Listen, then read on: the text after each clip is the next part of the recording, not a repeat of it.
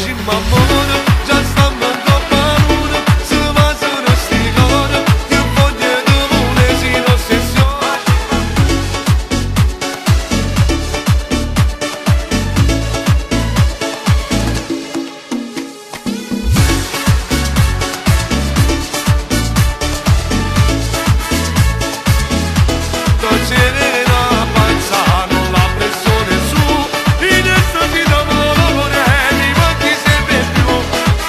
Faccio io